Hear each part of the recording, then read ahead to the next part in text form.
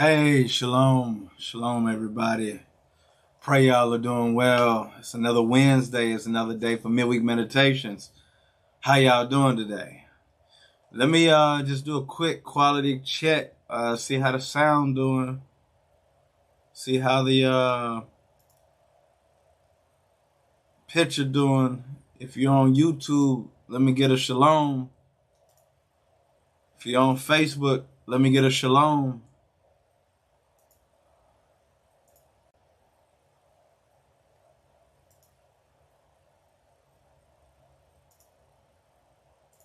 Just make sure y'all got good quality here.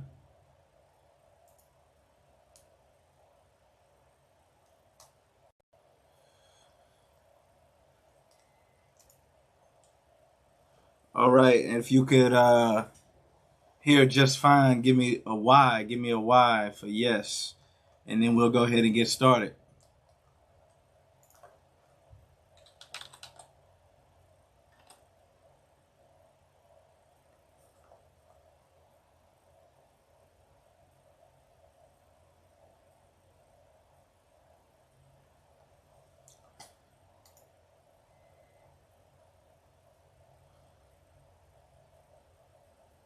All right, all praises. We got people giving a response. All right, so today's topic is what? Y'all saw it. Be mad, be angry, but don't sin. That's what today's topic is all about. Be mad, be angry, but don't sin. Some people, they really need to think about that. I personally have decided to meditate on these things after, really having to examine certain situations and how things are dealt with. So really it's time to really make sure I share that meditation with you just in case it could benefit you, just in case it can put your spirit in the right place, put your spirit at ease and whatnot. So that's what we're going to do. We're going to meditate on that. But before we get started, let's go ahead and get that share button activated. Go ahead and share this on Facebook, on your timeline, on your wall, on your feed, in a group, on a page. Share that. If you're on Facebook, do that. On YouTube, go ahead and hit the share button as well. Send that link to friends and family, whether it be through email, text message, on social media or whatnot. Whether you're on Periscope as well. Wherever you are, hit the share button. Make sure that people get an opportunity to hear the gospel. In this modern day, we got to take all the opportunity that we can get to spread this gospel the way that we need to spread it. So all praises to the Most High God for that. If you have hit that share button, go ahead and type the word share so I know that you did it. If you hit the share button, type the word share so that I know that you did it. All praises to the Most High God. All right, so y'all, we're going to be talking about this topic, get mad, get angry, but don't sin. And it's actually going to really work off of some of the things that we recently spoke about in midweek meditations. Also True Spirit of Christ Sabbath classes. If you've been paying attention to the daily verses, if you've been taking the quizzes, the Bible Trivia Tuesday quizzes that we've been putting out, you should already be prepared for a topic like this. We talked about in True Spirit of Christ recently different elements of health. We talked about physical health. We talked about emotional health, mental health, and spiritual health. And we put all those elements together to say if you can get those four elements completely healthy, then you as a whole will be completely healthy. And those are the things that we should be working for. So in the recent verses that I taught about that came out in the daily verses was emotional health and spiritual health. And now emotion, mad and anger is an emotion that is driven from wherever within us, whatever issues come from within us are driving us to have this emotional state. And the issue is not getting mad. The issue is not being angry. The issue is what you do with that anger and with that madness, if you will. We talked about emotional intelligence. We talked about emotional intelligence and how important that is, because it really is the thing that is more important for your success than actual intellectual intelligence. EQ is more important than IQ, is something that we spoke about during these recent lessons. So if you haven't checked those out, go back to True Spirit of Christ Facebook page or YouTube page. Check out the recent Sabbath class for Health is Wealth Month, where we talked about emotional health, where we talked about spiritual health, where we talked about physical health, and we talked about mental health. Those are important topics for our community. So if you have not checked those things out, please do. Matter of fact, go ahead and share those as well when you get an opportunity to do so. But like I said, if you've already hit the share button, just type the word share in the chat so that I know that you did it.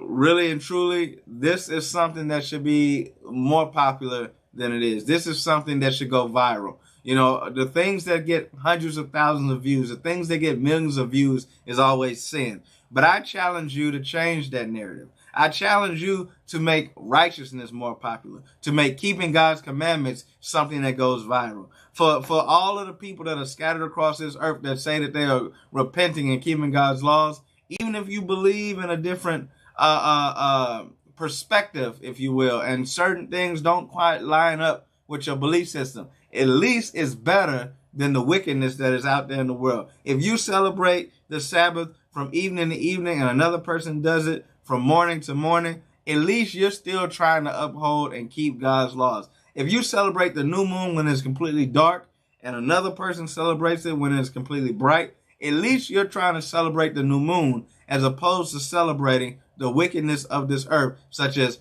Christmas and Valentine's Day and Thanksgiving and birthdays and all of that. At least you're actually trying to keep God's high holy days. So imagine if you were really serious about regaining the kingdom, that you wouldn't worry about how exact someone's doctrine is, but you would worry about uplifting the Most High God at every chance that you get and making keeping the commandments popular. You know, and then when we can get on that accord, at least we can be on that page, then we can begin to work on the specifics. Maybe we at least work on some of the basics, but then when we get to Christ, he's going to be the one that purifies us in the wilderness. I know you've read about that, right? So today's topic is about being mad, being angry, but not sinning. Get mad, get angry, but don't sin. Can you guys do that? Can you get into that emotional state, but still prevent yourself from sinning? Let's go ahead and start. Let's go ahead and start with Ephesians chapter 4, verse 27. That's what we're going to start today. Ephesians chapter 4, verse 27. It says, "Be ye angry and sin not. Let not the sun go down upon your wrath." Now, you know, this is the King James version of the Bible that we like to speak. Most commonly, that's where I'm going to come from. The Bible is saying that you as an individual can be angry, but it's encouraging you not to sin when you're angry. Notice how it has "be ye angry, comma, and sin not." It's letting you know that clause goes right together. Those things need to be connected. Anger and not sinning go hand in hand. If you're a righteous person. See, somebody may not be righteous. Somebody may be angry, and that may be the thing that caused them to sin. That anger may be their stumbling block. That anger may be the offense that is due to the offense that they have felt, and then that causes them to stumble. See, that's when we go into what being offended really is being really at the point where the action that has occurred has caused you to get out of the spirit and caused you to sin. So normally when that offense occurs, it may be a sin against you, cause you to sin against someone else. Because what happens a lot of times? A lot of times you want to react to somebody. You want to fight fire with fire. You want to do to them what they did to you. And that's why the scripture tells you to love your neighbor as you love yourself. Because if you can love your neighbor as you love yourself and apply what people like to call the golden rule, do unto others if you had them do unto you. Well, if you would do it in the righteousness way, you know, and actually keep the sin out of it, everything would be good. But what tends to happen is we fail to do it righteously, but we do it so great wickedly. Okay, let's talk about that. We fail to do things righteously, but we do it with such understanding in wickedness. See, we're wise to do evil a lot of times. Let's get that verse real quick. And we're going to come back to We're going to come back to Ephesians, but we got to go and pick up Jeremiah chapter 4, verse 22, I believe. Let me find it. Make sure I got the right place. Yes. Okay, let's go there. Jeremiah chapter 4, verse 22. For my people is foolish. They have not known me. They are sottish children. They have none understanding. They are wise to do evil, but to do good they have no knowledge. Okay, Israel. Okay, people who say that they love God. This is an opportunity for us to really understand something. My people are foolish. We're fools. We're foolish. What does foolish mean? Like we do dumb things. We do stupid things. We do silly things. We do things that are not equivalent to someone who says that they are learned. We don't have good judgment. We don't use wisdom a lot of times. But the reason that we're so foolish is because we lack the knowledge of God. We don't know God.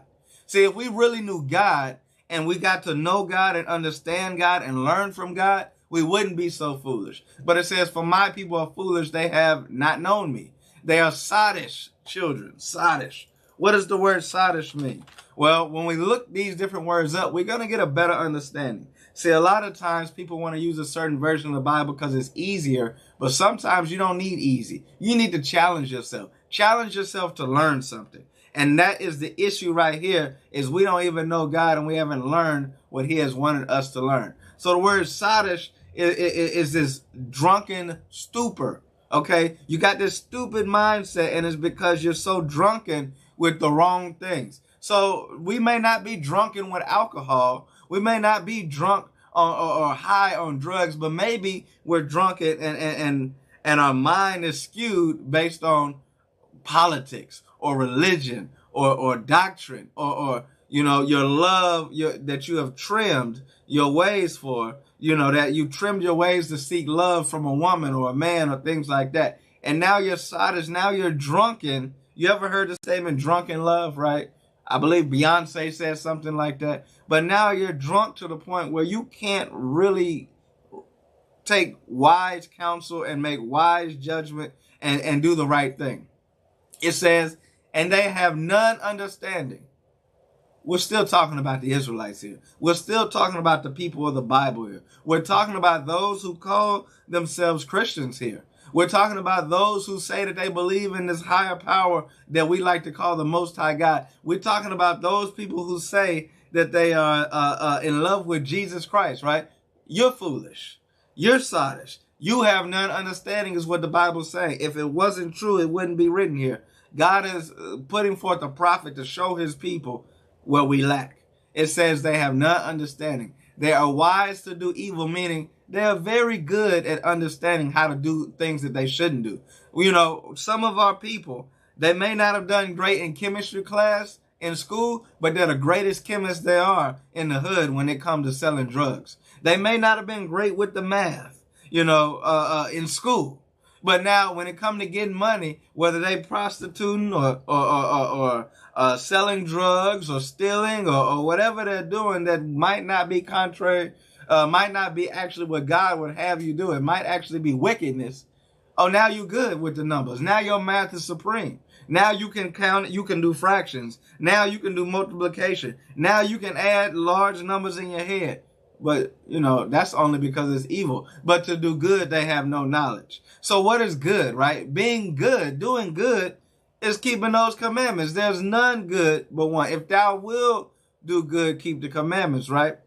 So what tends to happen, what we always get ourselves into, is we don't put effort into learning the knowledge of God, but we quickly react and respond to things as if we have it. So now you 30 years old, now you 40 years old, now you 50 years old. And instead of taking all of those 50 years to learn what God has said, you're acting in the moment now based on what you learned 5 minutes ago, because you really haven't put anything together over all this time. See, this is Midweek Meditations right now. I'm sharing what I've been meditating on with you.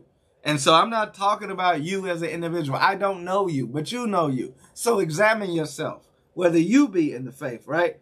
So if my people is foolish, I'm a part of the my people. If they haven't known me, I'm a part of the they. If they have no understanding, but they're wise to do evil, I sit back and I examine myself and say, why would God put this in the Bible and say, I'm foolish? Why would he say that I don't know him? Why would he say that I'm sottish and lack understanding and am more wise to do evil, but to do good, I really don't have the knowledge for it? Well, as I examine it, I begin to see, well, how easy is it for me to do foolishness? It's fairly easy because that don't take any effort. But what takes effort is to dig into this Bible that has not been taught to our people correctly. What takes effort is to dig into to the laws, the statutes, and commandments, and then understand them in a way that we don't really understand how to read. The Bible tells us to read line upon line, precept upon precept. The Bible tells us that there's going to be context that are in chapters and books that are spread out across the Bible. And yet, that's not where our knowledge really is. Because what does it mean? We have to take opportunity of leisure to become learned, like it says in Sirach. You know, if you're going to learn something, you're going to have to take the chance. And for some of you, you're very educated. You got a PhD, right? You got a master's degree, right? A bachelor's and an associate's, right? So you know that you can study. But yet when it comes to God's word, did you put that effort in that you put in at that university, at that college? Did you put in that same effort? Are you a valedictorian of the Bible? Are you a National Honor Society member of the Bible? Or do you only do that in the worldly things, but when it comes to God, you're remedial. You're special ed, you know, and don't take that offensive. I know how people get. You put out certain words and they feel like, oh, I can't believe he said that. Well, believe it today. Because what you need to believe is that you have to do better. You have to increase your righteousness, your holiness, and whatnot. And that's all we're trying to get at today. So it says, matter of fact, we're going to read a little bit. We're going to read up in Jeremiah chapter 4, verse 19. It says, my bowels, I am pained at my very heart. My heart maketh a noise in me. I cannot hold my peace, because thou hast heard, O my soul, the sound of the trumpet, the alarm of war. So Jeremiah is letting us know that, man, he's in an uncomfortable position right now. He's heard the alarm of war, and that alarm of war signifies something. Verse 20, destruction upon destruction is cried, for the whole land is spoiled. That means the land that Jeremiah is from, like the land where the Israelites are, is under destruction, and the land is spoiled. Okay? So it says, suddenly are my tents spoiled and my curtains in a moment. How long shall I see the standard and hear the sound of the trumpet? For my people is foolish. Like, how long do I have to hear about this destruction? How long do I have to keep hearing about this destruction? But yet we have the standard. We have the Bible. We have what we need in front of us to get us correct, but we're not using it. We have the ensign. We have the banner. We have the flag. We have the thing that should be put in front of us to teach us and guide us, but yet we're not using it. So now we hear this sound of the trumpet. The war is at hand. The destruction is at hand. And my people are steady staying foolish. So that's where we are in modern day time. We're in a place where the coronavirus is running rapid. We're in a place where the money is getting funny, right? We're in a place where people got nuclear bombs and pointing them in certain directions, right? We're in a place where the nations are gathering together to come against another nation, right? But yet we're not acting like it. We're not acting like, oh, well, this is high time to get in gear. It's high time to awake out of sleep is what a lot of us will say, right? Well, let's do it. So it says, my people are foolish. They have not known me. They are sottish children. They have not understanding. They are wise to do evil. I got to hit that point one more time. They are wise to do evil. See, a lot of us, our biggest knowledge base is always in wickedness. Our biggest understanding, we're always most knowledgeable in evil. But when it's time to do something good, we don't know how to do that.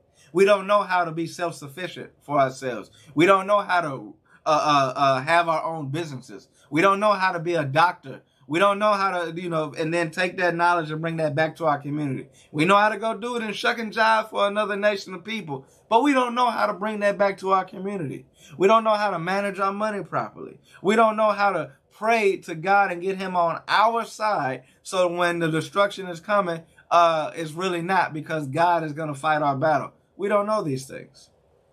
So we go back to Ephesians. It says, Ephesians 4:26, be ye angry and sin not. That's what we are right now. And as we go back to this, today's topic is get mad, get angry, but don't sin. See, now you have to be knowledgeable of this. You have to have that understanding of what God is trying to talk about. And it says, let not the sun go down upon your wrath. Now, I want y'all to hit that share button. I want to make sure that your friends and your family get to see this, right? But in like manner, I need you to really understand how important it is for God to show you what he needs to show you. I need you to really understand that God is showing you how important it is for you to have the emotion, but not be overrun with that emotion. See, if you look up above in verse 25, right? Matter of fact, let's go to 22. It says that ye put off concerning the former conversation of the old man, which is corrupt according to deceitful lust. See, I hear this so often, especially among the sisters. I never was the type of person to let somebody talk to me like that. And if you talk to me like this, I'm going to do this to you. If you do this to me, I'm going to do this to you. Well, that's the old man. See, you said you repented. You said that you came into the knowledge of Christ, that you are now in the truth. But yet you're still reverting back to ways prior to you understanding that you are God's chosen people. You're still reacting and responding in ways that is very wicked, very sinful, very Gentile-like.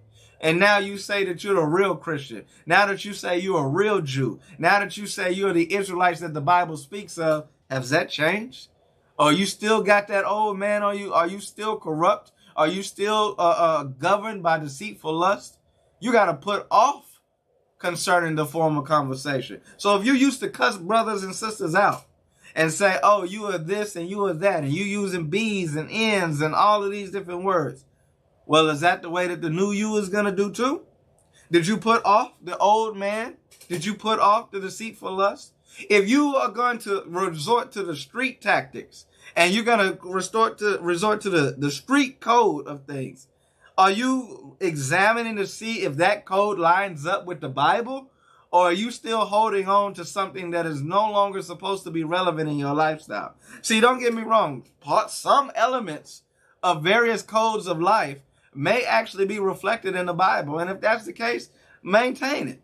But what about those elements of the code that are very sinful in nature and very wicked and very evil? You still holding on to that too? The way you speak, the way you talk, that could definitely be evil. That's why it says put off the formal conversation. It says, and be renewed in the spirit of your mind. See, we talked about mental health. And if your mental health is not in place, you may not be able to be renewed in the spirit because you don't have the capability until you fix that issue.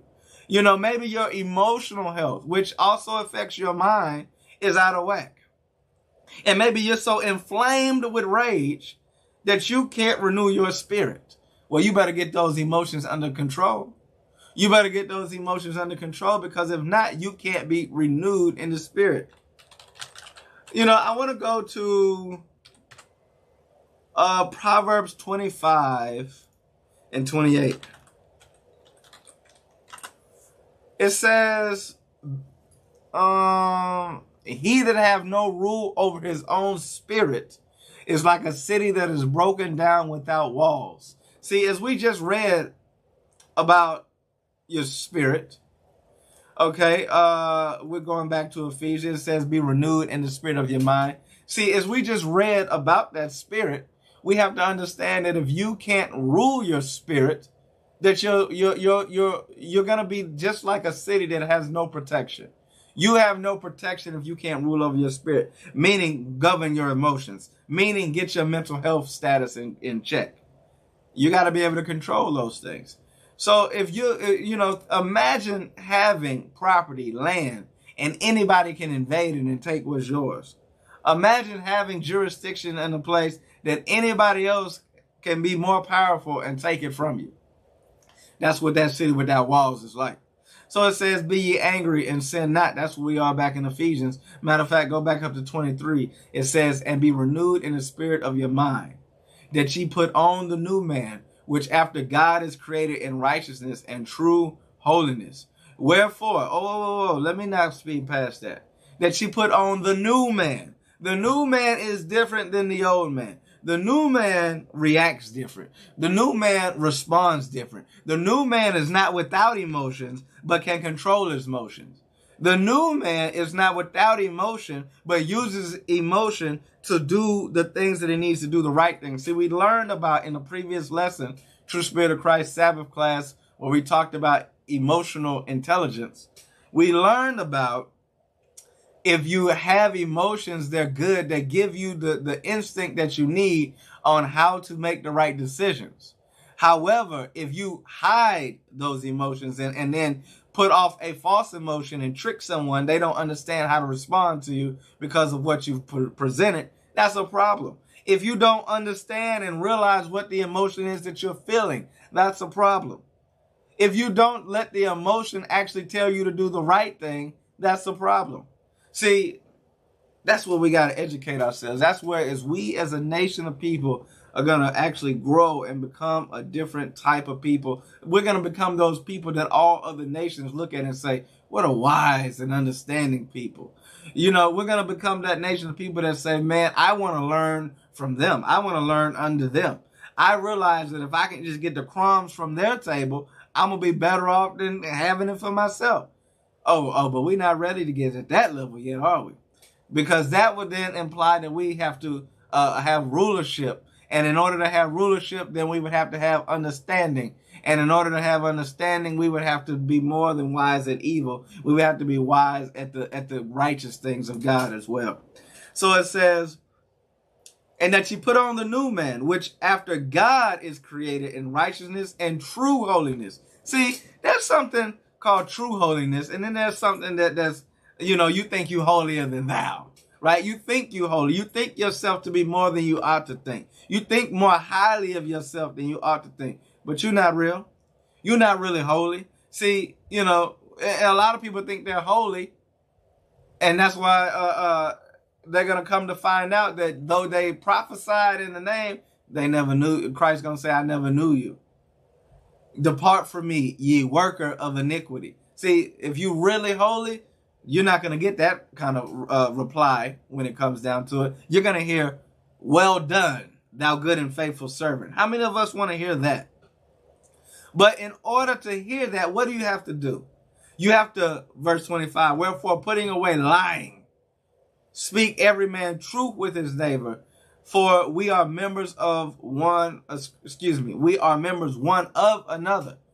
So the first thing that you're going to have to do to be holy, to be righteous, is to put away lying. Because lying is one of those stumbling blocks. Lying is one of those offenses that can cause someone to get angry and sin. See, a lot of times we fail to realize that we have just as much responsibility in someone else sinning as they have as well. Because if we put the stumbling block in front of them to sin, well, woe to them that offend one of the little ones, right? So it says, for we are members one of another. We talked about this recently.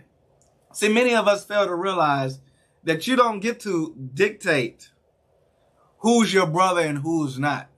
You don't get to dictate who's the 2/3 and who's the 1/3. You don't get to dictate who gets into heaven and who's going to hell. You don't get to dictate that. That's for the Most High God to sort out, right? You could be a goat or a sheep. You could be a wheat or a tare. But nonetheless, that's not your job to dictate. Your job is to preach the gospel. Your job is to be a righteous example. Your job is to show everybody else how it's supposed to be done.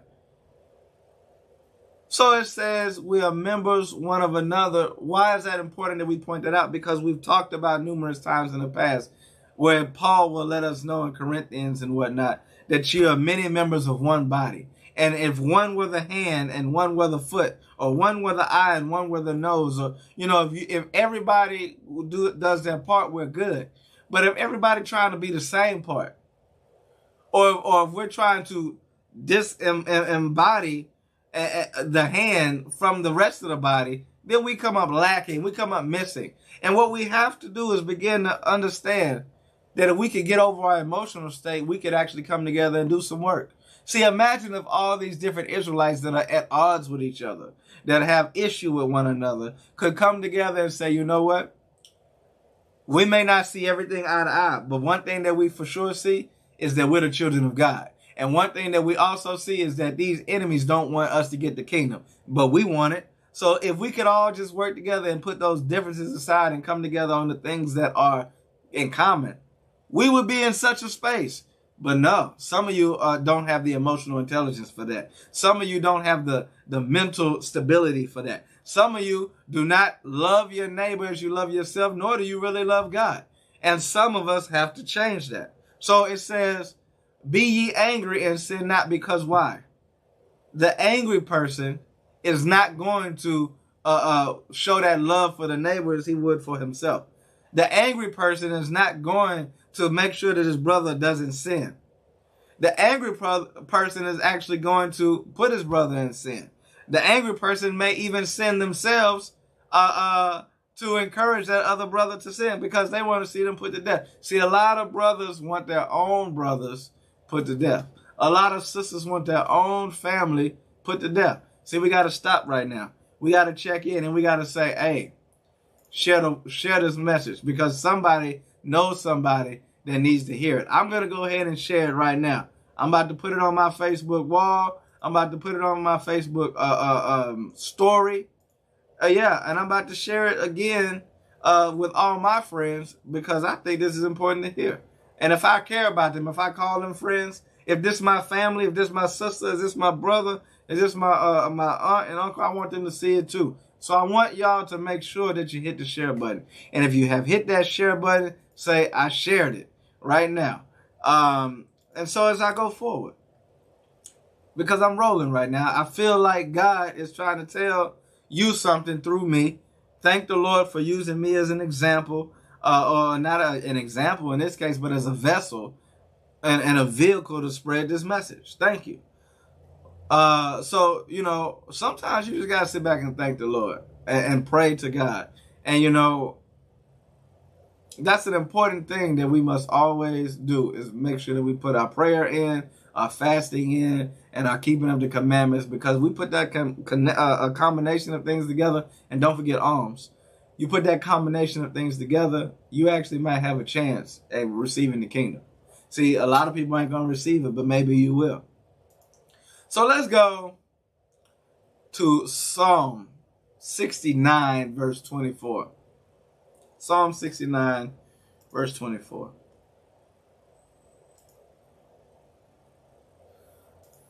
I see we got a few people hitting that share button, all praises. It says, pour out thine indignation upon them, and let thy wrathful anger take hold of them. See, here we go in the Psalm. There's a statement about indignation. What is indignation? Let's look that word up. Indignation is anger or annoyance provoked by what is perceived as unfair treatment. See, we're seeing here in Psalms, be mindful who writes these things, right? This is David in Psalm chapter 69. And he's saying, pour out the indignation, pour out the anger that has been provoked to you by unfair treatment. Unfair. What's unfair that has happened to the Most High God? Well, it's unfair that he created us and we act like everything else is more relevant than he is, right? It's unfair that he gave us laws, statutes, and commandments and we don't want to use them. It's unfair that we were God's chosen, but we act like we don't appreciate that. It says, pour out indignation on them and let thy wrathful anger take hold of them. It says, let their habitation be desolate and let none dwell in their tents. So it says, for they persecute him without persecute him whom thou hast smitten, and they have talked of the grief of those whom thou hast wounded. I want to go up a little bit and really think about this, though. Who is this talking to? Who is this talking about? Let's go to verse 13.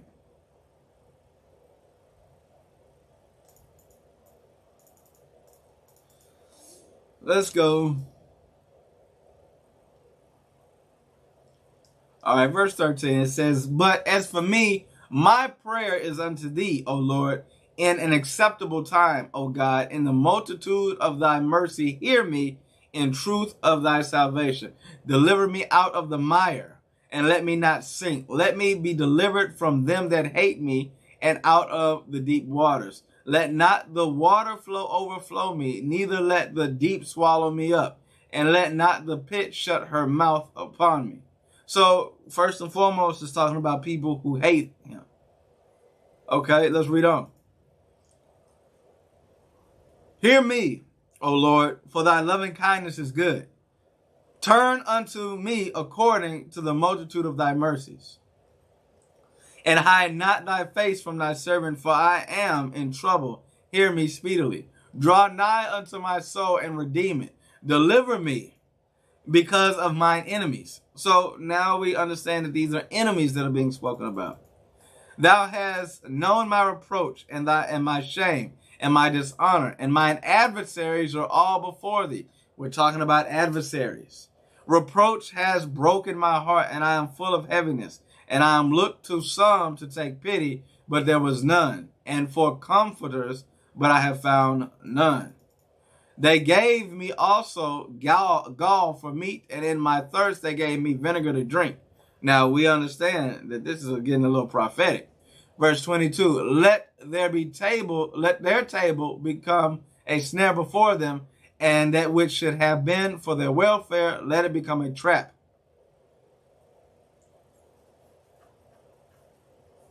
Let their eyes be darkened, that they see not, and make their loins continually to shake. Pour out thy indignation upon them. The them is the adversaries. The them is the enemies. The them is those that hate thee.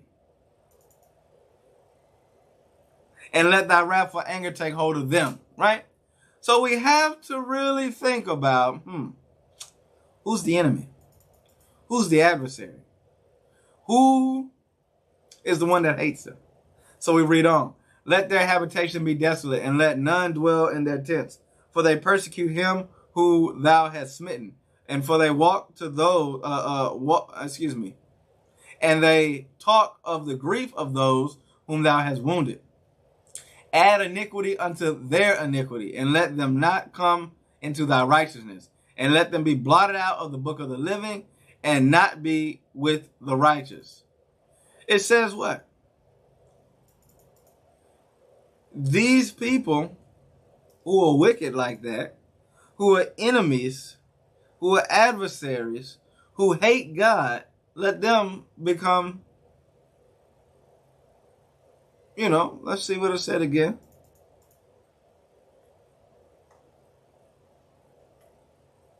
It said, let them fall to the snare and to the trap. It said, let their habitations become desolate. It says, let these people who are doing this iniquity, they'll get blotted out of the book of the living. Be mindful. Be mindful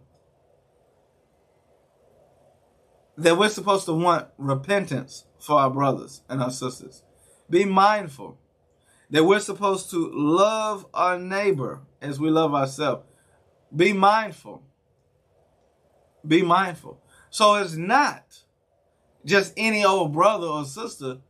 No, these are people who are true enemies of God, who are actually opposing God, who are not trying to keep the commandments, who are not trying to uplift the kingdom of heaven, who are not trying to allow God's people to thrive. These are adversaries. These are enemies. These are those that hate God. So a lot of times we fail to realize that just because someone ain't in agreement with you don't mean they hate God. Because look at the posture David took with Saul. Saul was an enemy and an adversary to an extent, right? But David did not try to get Saul killed. David looked at Saul as God's anointed. So then, what are we possibly talking about here? It says in Psalm 7 and 11, God judgeth the righteous, and God is angry with the wicked every day. God is showing you that there's a difference. You got to be righteous. And being righteous is the keeping of the commandments. And what we have to do is begin to really understand that if another brother is keeping God's commandments, then maybe we better be careful not to go against them. Because maybe God might be dealing with them. See, if this was a brother or a sister that was completely just wicked with no desire to keep anything of the Lord, that's one thing. But when you try to drive wedge and create wickedness where there is none, and you make someone out to be wicked just because they don't do what you do. You know, you got that Pharisee mindset where, oh, you're not washing your hands? Oh, well, then you wicked. Oh, you're not following tradition of the elders? Oh, well, then you wicked. Oh, God's not talking about them. God judges the righteous and is angry with the wicked every day. God is angry with those that really hate him. God is angry with those that really bring iniquity to the scene. As we go to Psalm 139 and 22. It says, I hate them with perfect hatred. I count them mine enemies. But who? Let's go up to verse 17. How precious are thy thoughts unto me, O God, how great is the sum of them. If I should count them, they are more in number than the sand. When I awake, I am still with thee. Surely thou wilt slay the wicked. See, now they're talking about the wicked. O God, depart from me, therefore, you bloody men, for they speak against thee wickedly, and thine enemies take thy name in vain. See, the wicked, they got to actually speak against God wickedly. The wicked actually have to be taking the name of the Lord in vain. Do not I hate them, O Lord, which hate thee? See, that hatred is only going in the direction of those who actually hate God. Am I not grieved with those that rise up against thee? See, these people have risen against God. See, think about people who built the Tower of Babel. They were trying to overthrow God. Think about those who got flooded out in Noah's Ark. While Noah's Ark was floating around. They rejected everything God said. Think about those who were in Sodom and Gomorrah and got burnt up. Remember, people were trying to take hold of the angels. It says, I hate them with perfect hatred. I count them mine enemies. Search me, O God, and know my heart. Try me and know my thoughts. And if there be any wicked way in me, and lead me in the way of the everlasting. But so he opens up his opportunity to say, if what I'm doing is wicked, let me know. See, a lot of us don't do that. A lot of us, if what you're doing is wicked, the hell with it. Let's stay wicked. If what I'm doing is wicked, please don't correct me. If what I'm doing is wicked, y'all better join in on my wickedness or I'm going to have a problem with you next. If what I'm doing is wicked, you better not say anything against it. Don't apply Leviticus 5 on me. Don't apply Matthew 18 on me. Don't apply Sirach 19 on me. You better join in on the wickedness or else. Don't be that person. Be like David and say, if there's any way that there's wickedness within me, lead me to the way of the everlasting. Lead me away from that wickedness. Let's go to 2 Esdras 8 and 30.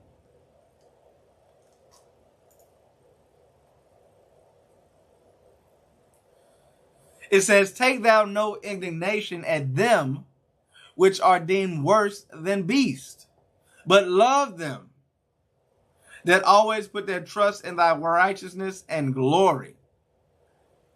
Don't take that anger, and that anger that you feel may be due to the fact that you've been done wrongly. Don't take that and deem it as if these people are worse than beasts, but love them See, a lot of times we treat our own people worse than dogs. You make fun of the fact that the nations, they love dogs more than they love us. But yet a lot of times we treat our own people worse than dogs. If a dog was hungry, we take it in. But if a brother that you disagree with was hungry, oh no. To hell with him. That's why he getting a judgment is what you would say.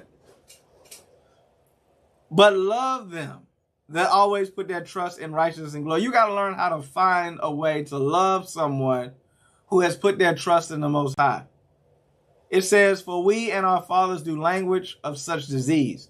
You suffer from the disease of hatred, the disease of indignation, like anger, right? You suffer from the disease of being incapable of loving your neighbor as you love yourself. It says, for we and our fathers do language of such diseases, but because of us sinners, thou shalt be called merciful. So you got to acknowledge the fact that you sin. And if you can acknowledge that, and then you can allow the Most High God to move into your life and say, you know what? Yeah, you did wrong, but you're going to do better today. Then we got a chance. It says, for if thou hast a desire to have mercy upon us, let's give God a reason. Thou shalt be called merciful to us, namely, that have no works of righteousness. See, God been merciful to you even when you have actually had no work of righteousness. See, a lot of people, you think you're righteous, but you have no works. See, faith without works is dead. Faith without works. What kind of works? There are many different works that you can do of righteousness. But a lot of time people are so caught up with maintaining the state of this world that they don't have no works of righteousness. A lot of times people are so full of hate and envy and strife and wrath that there's no works of righteousness. They only have works of the flesh. It says, for the just, which have many good works laid up. Many good works. See, a lot of times people get complacent with the few works that they got. You did good for a brother one time. Now you think you righteous and that's going to last forever. But you got to have many good works laid up with thee. Shall out of their own deeds receive reward. For what is man that thou shouldest take displeasure at him? Or what is a corruptible generation that thou shouldest be so bitter toward it? So I really be thinking about these things. I really be sitting back and making a effort to meditate on it, because if we don't meditate on these things, we're going to be in the midst of anger and all type of sin. You know what type of sin that we're going to be in? We're going to be in the midst of all of the works of the flesh. Like, we're supposed to be full of the works of the Spirit, right? Well, let's go there and find out what those works of the Spirit are. Fruits of the Spirit, excuse me. Let's go to Galatians.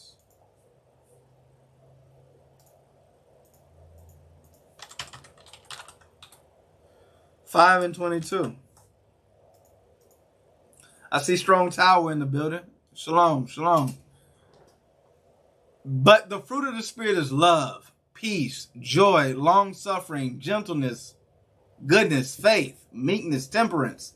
Against such there is no law. Stop right there. See, a lot of people act like they having fruits of the Spirit, but when you really look at them, you can't see any love within that person.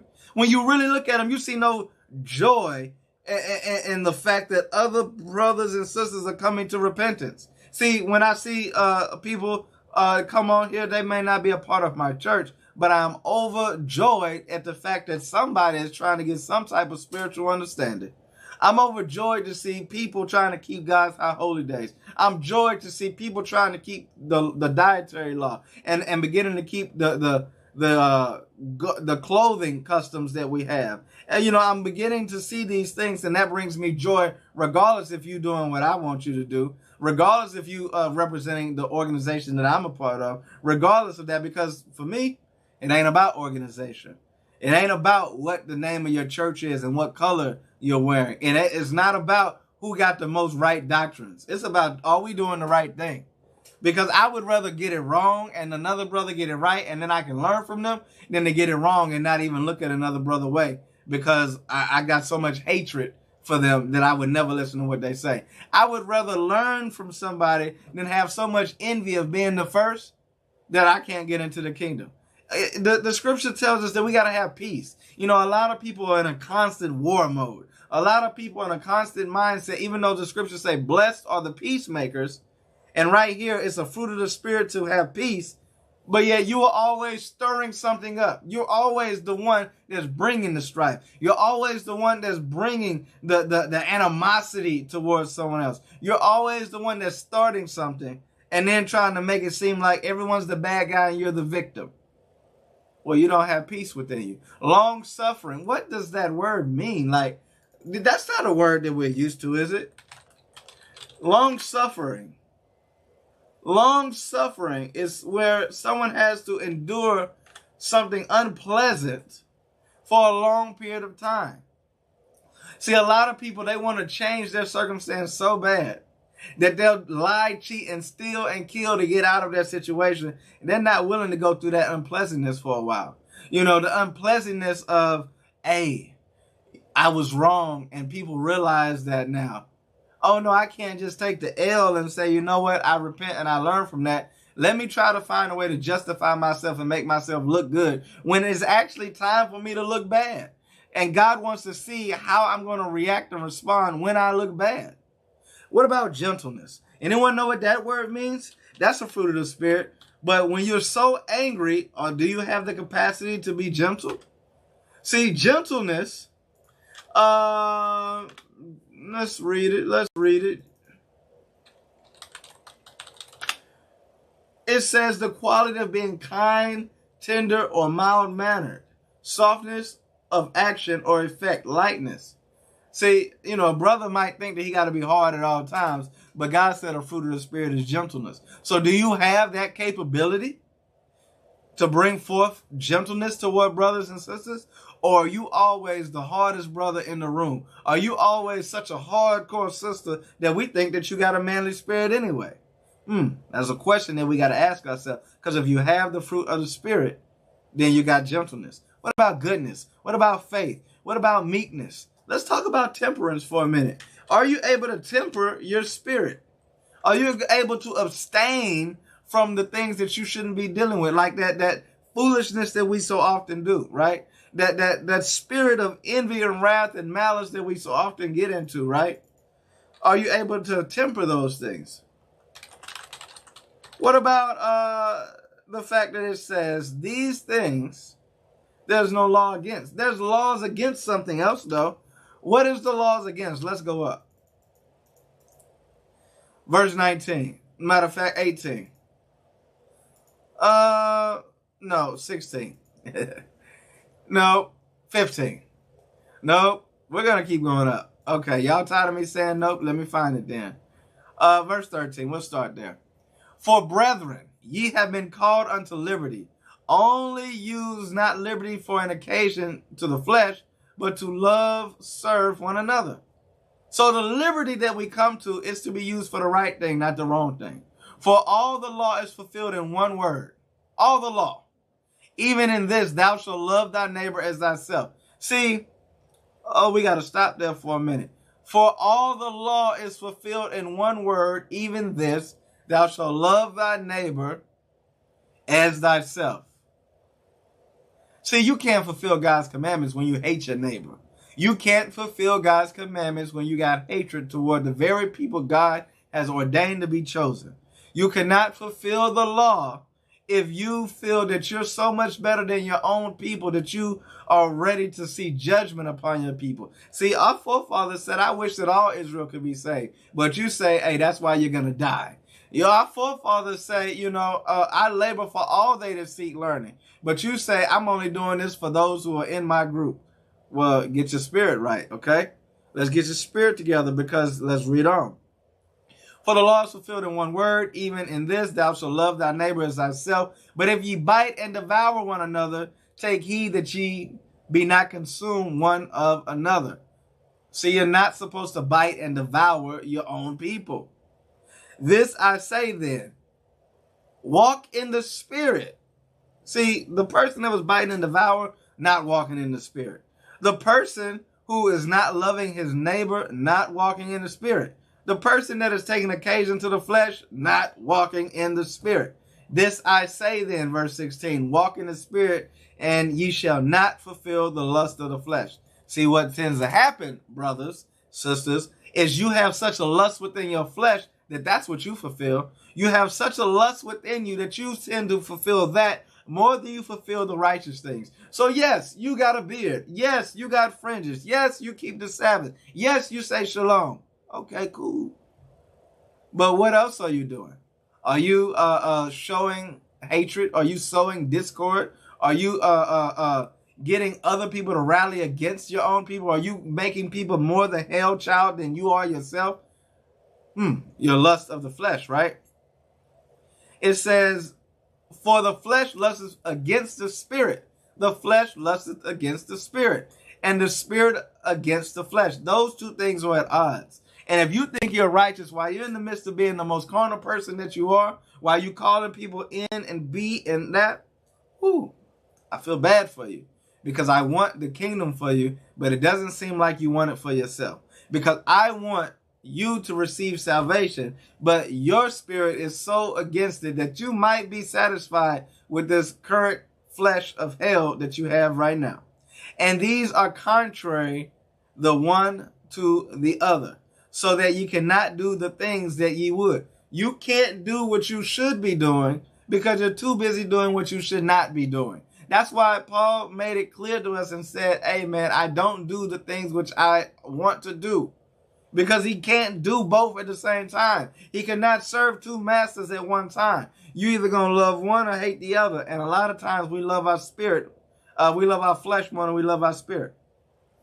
But if you be led by the Spirit, you are not under the law. Now the works of the flesh are manifest. These are the things that we examine within ourselves to see if they're manifested within us. Adultery. See, somebody is dealing with adultery, and then they trying to tell somebody that they're so much more righteous than the next person. You're dealing with adultery, and that big old beam is in your eye, but you think you can tell somebody else that they not holy. You're dealing with fornication, uncleanness, and lasciviousness. You're dealing with idolatry. You know, you begin to worship people more than you worship the Most High God. You begin to exalt man to be your idol, to be your God. You begin to exalt a woman to be your God, money to be your God, physical possessions to be your God. But yet you let power be your God. You let control be your God. That's idolatry. Witchcraft. You try so hard to govern the minds of the people in the same way that you would get on to the nations about doing it, where they are able to execute propaganda through media and marketing, where they can use different methods to control the minds of the masses and to really the mind control. That's what you would consider some type of witchcraft in many cases. But you do the same thing. You have hatred. Oh, you're telling people to hate people. Variance, emulation. See, you're creating such a difference within yourself. And you're trying to emulate others in such a way. But you never realize that that's wrong. You didn't know that even though you teach so often and you teach so much.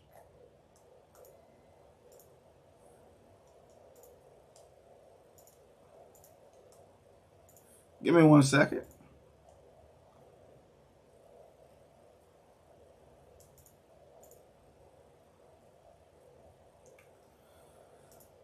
Okay. I had to pull up the page. Lost my page for a second. It says, I want to read.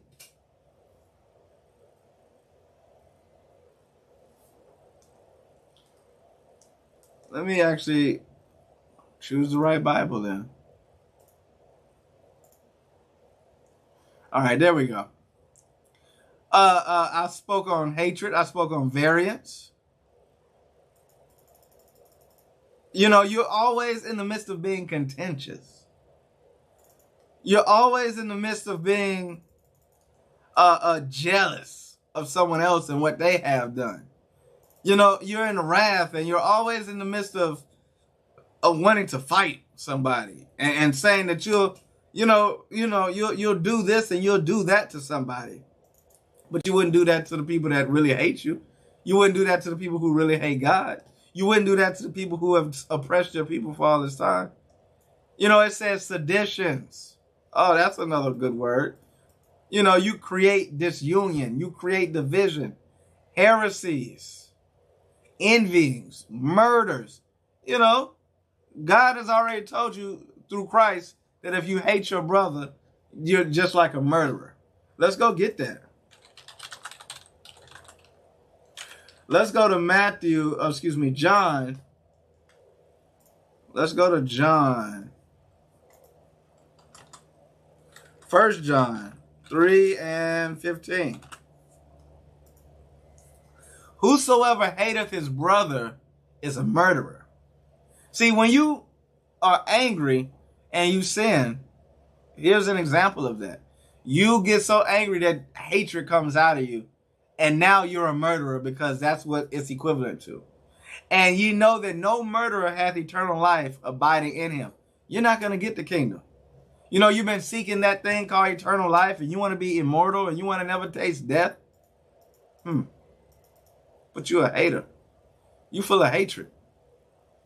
Fix that spirit in you. It says, drunkenness. And you may be drunk off real drink, like the wine, but you may be drunk off your own self and your own pride and your own, belief that you are greater than you think you are. Revelings and such like. Of the which I tell you before, as I have also told you in past. See, these are things that ain't new, man. This is old stuff. But it has to be reminded because you keep falling out of the spirit. That they which do such things shall not inherit the kingdom of God. If you are doing these things, we just listed a long list of things. And I know plenty of people who fit the bill. Now, I pray that they repent and get the kingdom. However, but some people are so stuck on themselves that they stay in the midst of all of these different things. You stay in the midst of variance, emulation, wrath, strife, sedition, idolatry, and witchcraft. And you don't know it. Sometimes you done really deceived yourself. The heart is deceitful, right? And desperately wicked. Who can know it? That's why you need somebody to tell you the truth. And a lot of times, the people who are closest to you don't tell you the truth. The people who you better listen to your enemies, because they actually might be telling the truth a lot of times. Because they're going to keep it real and not lie and sugarcoat it with you on how they feel and how they see things. But that's another topic for another day. But I need you to understand how important this is. Because when we get into Matthew 5:43, it says, ye have heard that it have been said, thou shalt love thy neighbor and hate thine enemy. But I say unto you, love your enemies. This red letter, Christ speaking, bless them which curse you. How many of you have blessed a brother or a sister that has cursed you? Or because you were so angry, because you were so mad, you cursed them right back. Do good to them that hate you. How many of you have actually done good to someone who hates you? Or have you put forth your hate right back toward them? And pray for them which despitefully use you. How many of you have prayed for the person who did you dirty, who used you wrong? Instead of praying for their destruction, you actually prayed that God remove that spirit from them. That you prayed that they would repent. That you prayed that God would show mercy upon them, and that you forgive them for they didn't know what they were doing. Ain't that what Christ did? Christ forgave people that actually were trying to put him to death. Maybe I should not say trying. Christ actually forgave people that were putting him to death. Let me see this real quick. Let's go to Luke 23:34, and we'll come back to Matthew.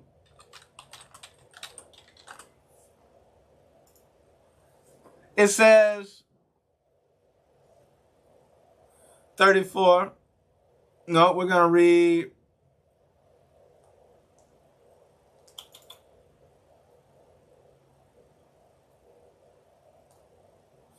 We're going to read verse 27 and down. 26 and down. Yeah, here I go again. 24 and down. And Pilate gave sentence that it should be as they required. No, we need to know what was required. We got to read up. We're going to start at 13. We're going to read a little story, guys. This is about Barabbas being freed by Pilate, okay? And Christ being crucified. And Pilate, when he had called together the chief priests and the rulers of the people, said unto them, Ye have brought this man unto me as one that perverteth the people. And behold, I have examined him before you, have found no fault in this man touching those things whereof ye accuse him. See, a lot of times the people will bring you someone to crucify and make up charges that no one can really examine and find to be true. It says, no, nor yet Herod, for I sent you to him, and lo, nothing worthy of death is done unto him. So the heathen were able to look at this and say, I don't see no issue. I'm looking at it impartially and don't see an issue. I don't even want to kill the man. I will therefore chastise him and release him. For of necessity he must release one unto them at the feast. But they cried out all at once, saying, Away with this man, and release unto us Barabbas. Oh my gosh. These people want Christ's head so bad that they're telling Pilate, nah, I don't like the judgment you're giving. I want him to die. That's because you got so much hate for Christ that you want to murder him. And you think that by allowing another person to put the hands on him, that you're guiltless, but your hatred makes you guilty. So they said, kill Christ, give us Barabbas, who for a certain sedition made it in the city, and for murder was cast into prison. You will let a murderer be released and take Christ to death. A seditious person, a murderer, is going to go free. You rather that than someone righteous. Pilate, therefore, willing to release Jesus, spake again to them. But they cried. So they argued with him. They cried and said, Crucify him, crucify him. And he said unto them the third time, Why? What evil hath he done? I have found no cause of death in him. I will therefore chastise him and let him go. Pilate once again reminded the people, hey, I don't understand why y'all want to kill Jesus so bad. He is innocent. I'm going to let him go. They talking about, nah, let the murderer go.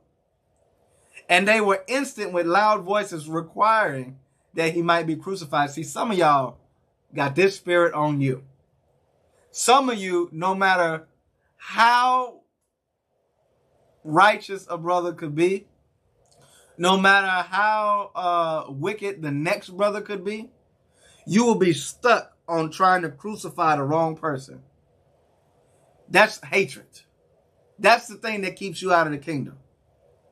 It says, Pilate asked the question, why? What evil have he done? He couldn't find wickedness. He couldn't find evil. Verse 23, and they were instant with loud voices. They just overtalked the situation. They didn't answer the question. They couldn't prove any evil within them. They just said, we want him dead. And that's how a lot of you Israelites could be. And that's why a lot of us can't really witness to other people very well, because that spirit right there is so overpowering that it's a turnoff, that is negative. But we here, True Spirit of Christ, we aim to change that. Our goal is not to bear so much hatred toward our brother that it makes us look bad. Our goal is not to bear so much hatred toward our brother that we provide judgment for him that God was never going to provide. Our goal is to bring forth the spirit of fruit that is found to be good within us and not the works of the flesh. And they were instant with loud voices requiring that he might be crucified. They required that thing.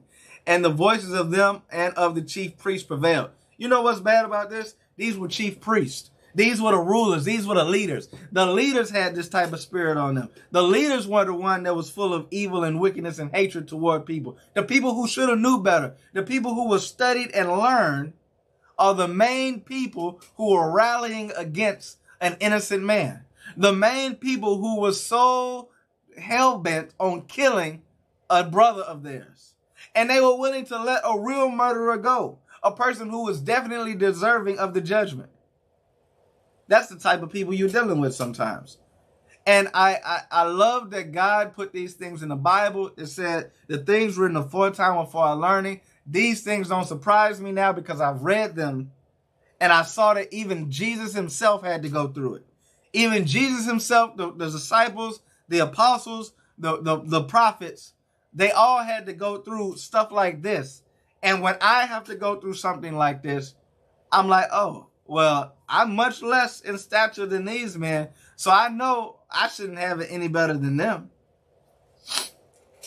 It says, and Pilate gave sentence that it would be as they required. They forced this guy to go ahead and kill Jesus. They forced it. I see you, brother Rick. I see you, Terrell. I see you, May. I see you, Takai. I see you, Chevis. All praise to the Most High God. I see you, Jehoshaphat. I see you, Tara, Eliah, Ian. I see you, Jehu. I see all of y'all. And I'm glad that y'all joined us today because I just want to talk about something. I just want to see if you really love your people. I just want to see if you have the ability to temper that emotion that may rile up within you and make sure that you don't sin. Because you'll be right there in the 2/3 bucket that you claim other people are going to be in because you're not any more holy or righteous than the next person. So, I see Warrior Lord got comments. I see you there. You really have to think about these things. Because now it's saying this, Pilate gave sentence that it should be as they required. And he released unto them that for sedition and murder was cast into prison. They released Barabbas, whom they had desired, but he delivered Jesus to their will. And as they led him away, they laid upon one Simon, a Cyrenian, coming out of the country. And on him they laid the cross, that he might bear it after Jesus. And they followed him a great company of people. And there followed him a great company of people and of women, which also bewailed and lamented him. So you got a bunch of people. You even got women bewailing and lamenting him. But Jesus, turning unto them, said, Daughters of Jerusalem, weep not for me, but weep for yourselves and for your children. Okay. Don't mourn. Don't cry. For those of you who actually do love me, for those of you who actually aren't so hateful, for those of you, don't worry about it. Weep for yourselves and for your children. Because the type of people that you're dealing with right now are a problem, and you still got to be here with them. It says, For behold, the days are coming in which they shall say, Blessed are the barren and the wombs that never bear, and the paps that never gave suck. Then shall they begin to say to the mountains, Fall on us, and unto the hills cover us. For if they do these things in a great tree, what shall be done in the dry? And there were also 2 other malefactors led with him to be put to death. So they put Jesus in the position with malefactors. They acted as if he was an evildoer. And it says, one on the right hand, to be put to death, verse 33. And when they were come to the place which is called Calvary, there they crucified him and the malefactors, one on the right hand and the other on the left. And then Jesus said, Father, forgive them, for they know not what they do. And they parted his raiment and cast lots. So what did Christ do? Even when he should have been the angriest, he still had a spirit of forgiveness. Even when this was his chance to avenge himself, he just let the will be done. He forgave them and prayed that the Most High God forgive them because they don't know just how evil they are. They don't know just how wicked they are. They don't know that they're working the flesh right now. See, that's the spirit that we got to be in. True spirit of Christ, that's the spirit that we got to be in. We got to examine ourselves and say, you know what? We got to be more like Christ. Cool, let's go to the Old Testament and learn from Moses. Cool, let's learn from David. Cool. But Christ said, love your enemies.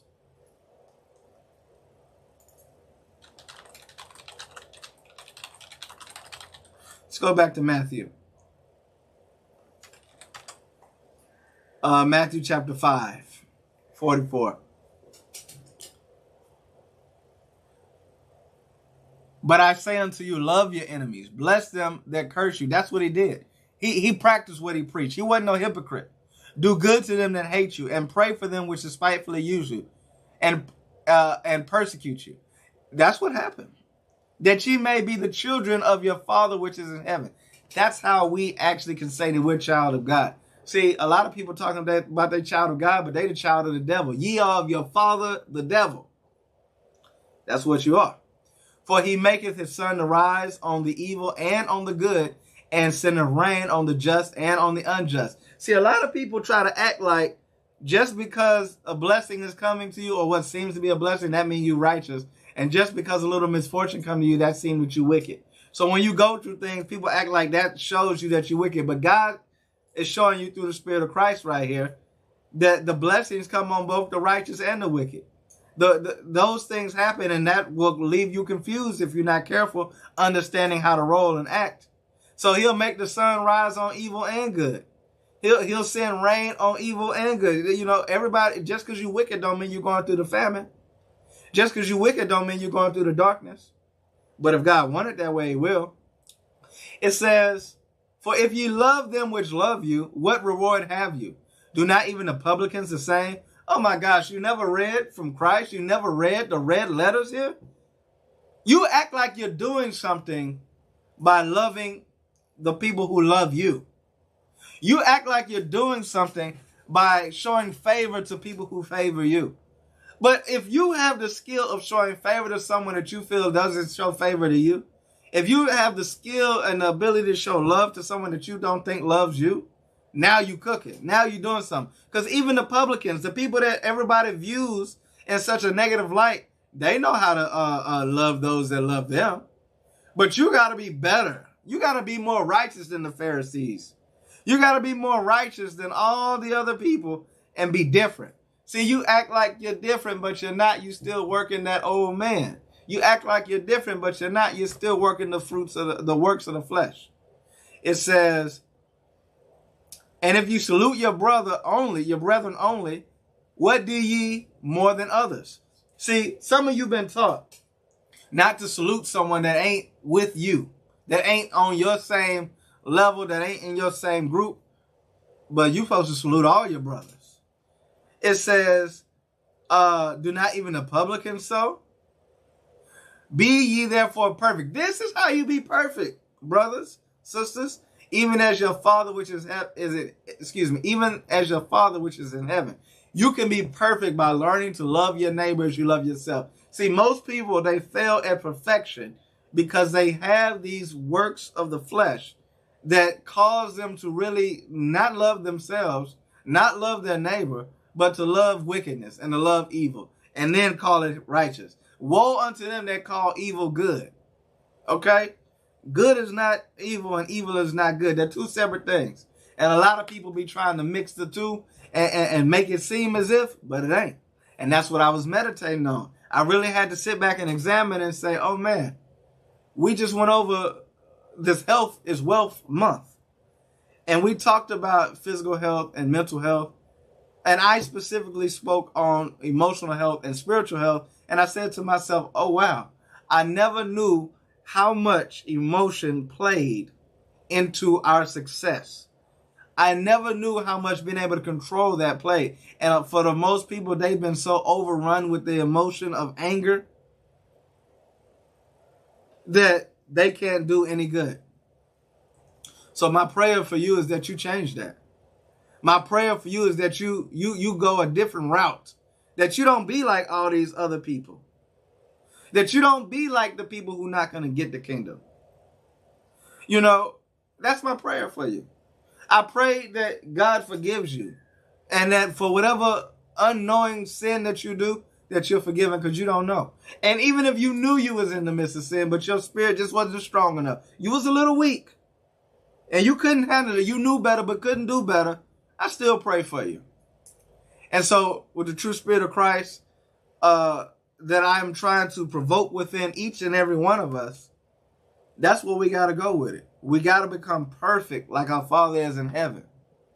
You know, if your anger is going to cause you to lie, if your anger is going to cause you to go against a brother to try to rob him of his liberties, if your anger is going to cause you to do something that is contrary to what God has told you to do, check your spirit. Examine yourself whether you be in the faith. Be converted. You know, find all those good scriptures. So I pray that you all got something out of that, because that's today's midweek meditation. That's what we talked about today. So if you go back and check out the daily verses, repost all of those. I need to see y'all. I need to see y'all sharing all of the verses from this past week and the week before and whatnot. 7 days a week we putting out a daily verse. I encourage you to read it. Matter of fact, not only read that verse, but get context here a little and there a little, so that when we go over the lessons that we go over, whatever day of the week it may be, that it begins to be more valuable than ever before. See, a lot of people, we just watching TV, right? A lot of people, we just getting on here and watching it like it's an episode of TV series, and we want to be shocked and surprised and get hit with a cliffhanger. But this is education right now. You're in school right now, and this is a time for you to learn. And what happens in school is you got to go read and then come to class and discuss what you've read. That's how you learn. So that's what we're doing differently. We're trying to actually be scholars of the text. We're trying to be students and learn, and so that we can become teachers. We don't want to be copycats or parakeets. We want to actually have knowledge, wisdom, and understanding. There's differences between them all. We want to do better. We want to know better and then do better. So with that, I'm going to say shalom. Catch the Bible Trivia Tuesday. Yesterday, go back, hit that quiz up, and test your knowledge and put some stuff in your notes. It'd be good if you take heed to these things so that you are able to then have it when you need it. Like, imagine, guys, we're in the middle of a pandemic right now. The economy's shifty right now. What if a war breaks out? What if a famine breaks out and you can't afford, or there is no one providing internet? You've seen movies. Well, hopefully you've printed out these quizzes. Hopefully you've written down these verses. What if you don't have a Bible? What if you walking around like the book of Eli with no Bible? Everybody wants the Bible because there's no more Bible. They burned all the books. What you gonna do? That's why we do this here, Midweek Meditations. We do this labor for all they that seek learning. Shout out to all of those who've helped out with the broadcast, those who created the daily images, those who created the images for the thumbnails, who put up the quizzes, who manage all the different aspects. I got a team behind me. It's not just me. It's not the Azaniah show. It's not AE Israel, and that's not no. It's the people of God coming together to do a righteous thing. So if you can donate to the cause. Today I had some technical difficulties and say I'm overusing the CPU. So, I might have to get new equipment soon. I don't know. So if you can donate to the cause, go to midweekmeditations.com/donations, or you can look at the top menu bar and see the donation bar. Or if you will, go to True Spirit of Christ and donate. Either way, that can help us here. As I told you, Midweek Meditations is now a part of the True Spirit of Christ family. That also includes, what is it? ISI. It includes what we have on Friday, which is ISI. That is called Iron Sharper Iron. It includes the Thursday classes. It includes the Monday, if there's a Monday class, and the Sunday class. Let me get the title of those real quick for you. What are those called? Examination Sunday, I believe, as well as Words of Wisdom Thursday. We also got Sisters in the Spirit, the group of for the women, where they're bringing forth their works and their great works to help the sisters get in the spirit. We got these various resources for you, but you got to use them. So the Bible trivia is for you. The daily verses, that's for you. All of that. Go and like the Facebook page for True Spirit of Christ. Go and like the YouTube page and subscribe for True Spirit of Christ. We're going to be merging and blending our platform into that. So you will be getting all of that through True Spirit of Christ. So please go and like, subscribe, and all of that good stuff, True Spirit of Christ, if you want more content like this. Again, if you could donate, please do. TrueSpiritOfChrist.com or MidweekMeditations.com. That will get you where you need to be to find a donation tab. Every little bit helps, whether it be $1 or $100, it helps.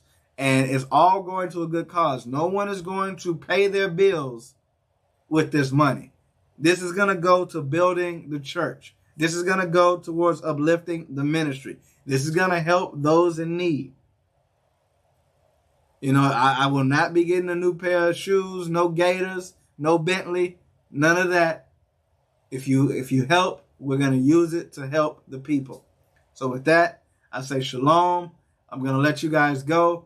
And please feel free to share the broadcast with your friends, with your family, and all those who need to hear the truth, right? Who need to learn and get their life together. So all praises to the Most High God. I'm going to let you go. Shalom.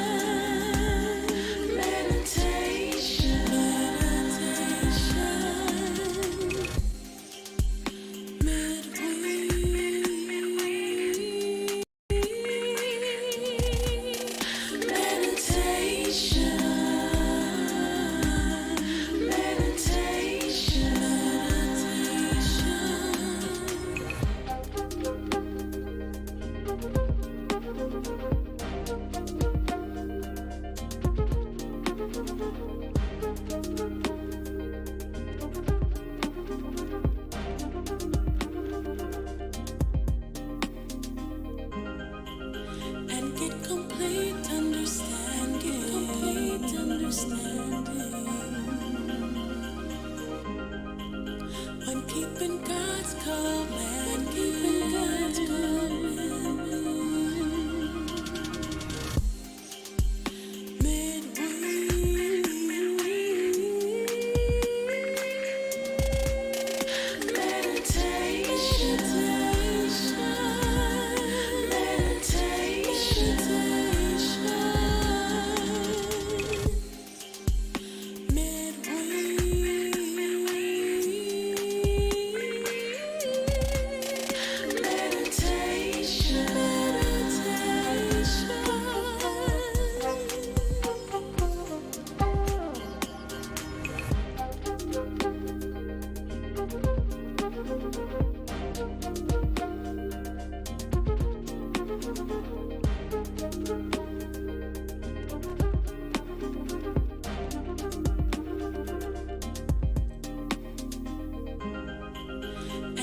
Complete understanding.